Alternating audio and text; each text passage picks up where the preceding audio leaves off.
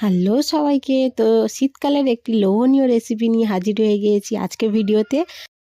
আজকের রেসিপিটা তোমরা দেখে বুঝতেই পেরে গিয়েছো, হাজারা পিঠে করব।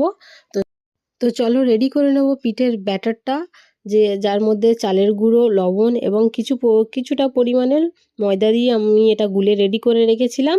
আধ ঘন্টার জন্য এটাকে বন্ধ করে ম্যারিনেট হওয়ার জন্য রেখে দিয়েছিলাম।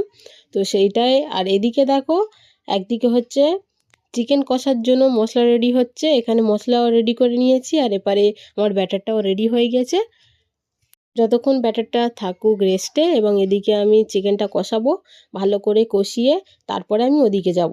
তো এদিকে দেখো, ফার্স্ট আমি ট্রাই করেছিলাম, প্রথমবার যেহেতু বানানো হচ্ছে, জানি না কেমন হবে, তবু আমি ট্রাই করছি। তো তোমাদেরকে শুরু থেকে দেখাচ্ছি। দেখো, ফার্স্টে আমি কড়াতে তেল ঘষে নিয়েছি, সামান্য পরিমাণে সর্ষের তেল দিয়েছি, দিয়ে তারপরে যেমন